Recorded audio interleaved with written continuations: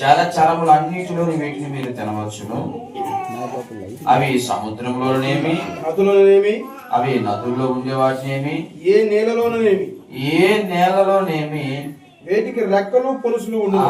వేటికి రెక్కలు పొలుసులు ఉండునో వాటిని మీరు తినవచ్చు అని చెప్పి ఆ దినములలో మోషే నాయకత్వములో ఇశ్రాయేలు ప్రజలతో దేవుడు మోషే ద్వారా మాట్లాడి ఉన్నాడు. ఐగుప్తు దేశములో నుంచి ఇశ్రాయేలు ప్రజలు బయటకు వచ్చిన తర్వాత ఇక దేవుని చట్టము బయలుదేరింది. హల్లెలూయా. దేవుని చట్టాన్ని బయటికి తీసుకుని వచ్చాడు దేవుడు. ఐగుప్తు దేశంలో ఉన్నంత కాలం ఎవరు చట్టం కింద ఉన్నారు? ఫరో చట్టం. ఫరో ఏది చెబితే అది చేయాలి, ఏది మాట్లాడితే అది వినాలి. అవునా కదా? ఇశ్రాయేలు ప్రజలు ఫరో చట్టంలో ఉన్నారు ఐగుప్తు దేశంలో. ఎప్పుడైతే ఫరో చట్టము కింద ఫరో బానిసలుగా ఉండటానికి దేవునికి ఇష్టము లేదు కాబట్టి ఆయన వాగ్దానం చేసి నిబంధన చేసినాడు కాబట్టి తన పితరులతో జ్ఞాపకం చేసుకుని వారిని బయటికి తీసుకుని వచ్చిన తర్వాత పూర్తిగా ఫరో చట్టాన్ని దేవుడు రద్దు చేశాడు. హల్లెలూయా. ఫరో చట్టాన్ని దేవుడు రద్దు చేశాడు. ఇక ఫరో చేతి కింద ఉండడానికి వీలు లేదని చెప్పి ఆయన చట్టాన్ని చేశాడు, దేవుడు రద్దు చేసి దేవుని చట్టాన్ని దేవుడు బయటికి తీసుకొచ్చాడు. హల్లెలూయా. మోషే నాయకత్వంలో 10 ఆజ్ఞల ద్వారా దేవుని చట్టాన్ని దేవుడు బయటకు తీసుకుని వచ్చాడు. అదే క్రమంలో తినే పదార్థాల విషయంలో కూడా దేవుడు మాట్లాడాడు ఇశ్రాయేలు ప్రజలతో.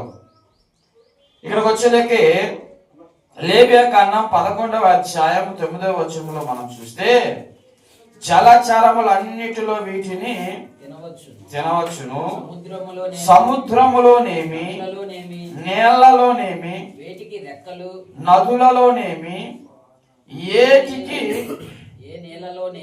ఏ నేలలోనేమి వేటికి రెక్కలు పొలుసులు ఉండును వాటిని మీరు తినవచ్చును అని చెప్పి ఇశ్రాయేలు ప్రజలకు సెలవిస్తున్నాడు దేవుడు మోషే ద్వారా. అయితే వేటిని తినమంటున్నాడు? ఏది అక్కడ మాటగా ఏటికి రెక్కలు ఉంటాయో, ఏటికి పొలుసులు ఉంటాయో వాటిని మీరు తినొచ్చు. అవునా కదా? ఏటికి రెక్కలు ఉంటాయో, ఏటికి పొలుసులు ఉంటాయో వాటిని మీరు తినవచ్చును. అయితే ఎక్కువ మనం చూస్తున్నాం కదా, రెక్కలు పొలుసులు ఉండే దేనికి? చేపలకే కదా రెక్కలు ఉంటాయి, పొలుసులు ఉంటాయి. ఎందుకంటే సపరేట్గా అక్కడ చేసిన పొలుసులు అని చెప్పాడు, తెలుసు కదా, చేపలుగా పొలుసులు ఉండేది. కాబట్టి రెక్కలు పొలుసులు ఉండున వాటిని మీరు తినవచ్చు. అసలు చేపలకి రెక్కలు పొలుసులు దేనికి? పొలుసు దేనికి అయ్యా? పొలుసు దేనికి? రెక్కలు దేనికి? రెక్కలేమో ఈదటానికి, పొలుసులేమో తను తాను కాపాడుకోవడానికి. అర్థమైందా? రెక్కలేమో దేనికి? ఈదటానికి, పొలుసులేమో తను తను కాపాడుకోవటానికి. తను తను కాపాడుకోవటానికి అంటే చేప సామాన్యంగా చేతికి చిక్కిద్దా? చిక్కే పని అయితే వేటగాడు వల తీసుకొని సముద్రంలోకి ఎందుకు వెళ్తాడు, నదుల్లోకి ఎందుకు వెళ్తాడు? అవునా కదా? చేతులతో చిక్కే పని అయితే ఈ వల వేయటం ఎందుకు? అవునా కదా? దానికోసం ఎదురు చూడటం ఎందుకు? పోయి పట్టుకొని రావచ్చు కదా చేతులతో. కానీ అది చేతులు కూడా చిక్కేది కాదు. సో పొలుసు దేనికి?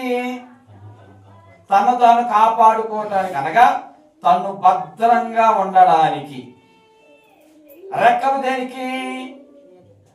నేలల్లో ఈదటానికి. పొలుసు దేనికి?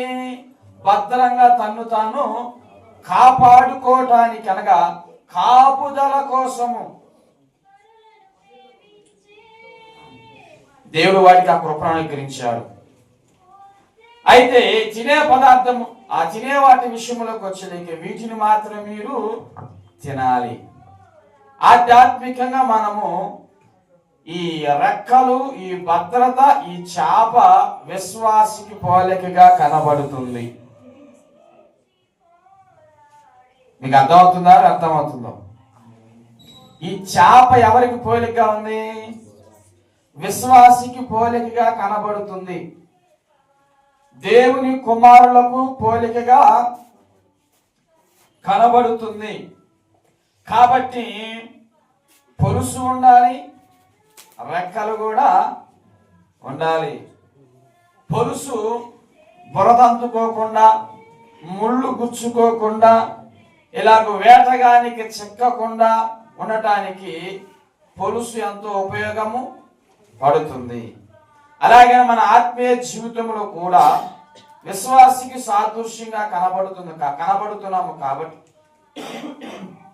విశ్వాసికి సాదృశ్యంగా ఈ సందర్భము మనము చూస్తున్నాము కాబట్టి, ఈ ఉదయకాల సమయంలో మనం ఆలోచన చేస్తున్నాము. భద్రత అనగా బురదంటుకోకుండా, ముళ్ళు గుచ్చుకోకుండా పొలుసులు ఏదైనా చేపను కాపాడుతూ ఉంటాయి. అవునా కదా? అలాగే మరొకటి, వేటగాడికి కూడా చిక్కకుండా ఉండాలి. కొన్ని చూడండి, వలలో పడిన చేపలు కూడా తప్పించుకునే అవకాశం ఉంది. వలలో పడిన చేప కూడా తప్పించుకోవడానికి అవకాశం ఉండిద్ది, జారిపోవడానికి అవకాశం ఉండిద్ది. అవునా కదా? వాస్తవంగా చేతులతో పట్టుకోవటానికి అవకాశం ఉండదు, అది జారిపోతా ఉంటుంది, తప్పించుకుంటూ ఉంటుంది. విశ్వాసికి పోలికగా కనబడుతుంది కాబట్టి లేఖనములో మనం చూస్తే వేటగాడికి చిక్కకుండా అది తప్పించుకుంటుంది. కాబట్టి మనం కూడా చూద్దాం. చూడండి, యోహాను రాసిన మొట్టమొదటి పత్రిక 5వ అధ్యాయం 18వ వచనం ఒక మాట. దేవుని మూలముగా పుట్టి ఉన్న వాడెవడును, దేవుని మూలముగా పుట్టిన వాడెవడును పాపము చేయుడని ఎరుగుదుము, పాపము చేయడు అని ఎరుగుదుము. దేవుని మూలముగా పుట్టినవాడు, దేవుని మూలముగా పుట్టినవాడు తన్ను భద్రము చేసుకొనును గనుక. ఏందంటే తన్ను భద్రము చేసుకొను, దేవుని మూలముగా పుట్టినవాడు ఏం చేస్తాడంట? తన్ను భద్రము చేసుకొను, తన్ను భద్రము చేసుకుంటాడు. తన్నంటే ఏమా? తనకు తాను. తన్నంటేదమ్మా, తనకు తాను భద్రంగా ఉంటాడు దేవుని మూలముగా పుట్టినవాడు. హల్లెలూయా. తను తాను భద్రంగా ఉండి, దాని అర్థమైంది, దేవుని మూలముగా పుట్టిన మనం అందరం ఎలా ఉండాలంట? భద్రంగా ఉండాలి. మనము జాగ్రత్తగా ఉండాలి. మనము భద్రంగా ఎందుకు ఉండాలి? జాగ్రత్తగా ఎందుకు ఉండాలి? ఎందుకు ఉండాలి? దుష్టుడు వాడిని ముట్టడు. కనుక దుష్టుడు వారిని ముట్టడు. ఎవరైతే